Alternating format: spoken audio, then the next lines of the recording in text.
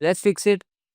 Click settings, click app settings, click installed app, scroll down and search for Microsoft Visual C++. If you're not having the update version, means go to the official website of Microsoft and download and install the latest version. Once installing after, click the three dot icon in the right hand side and make sure you need to install both 64 and 86 bit. Click modify and click repair. Do it for both 86 and 64 bit.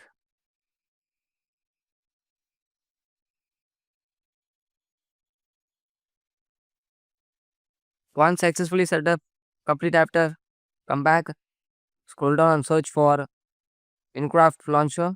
Click the three dot icon on the right hand side. Click advanced option. Scroll down and search for reset. You have seen the repair and reset is tab. Click it.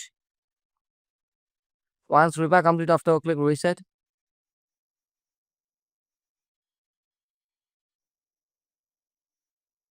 Once both complete after, you need to come back. And the next step, search for run. Type the following text. Percentage app data percentage.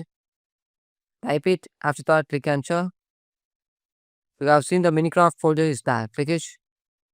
And click the log folder. And delete the files inside the log folder. Files and folders inside the log. Back and delete the web cache folder.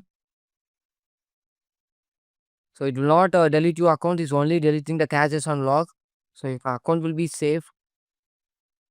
Once complete after, come back.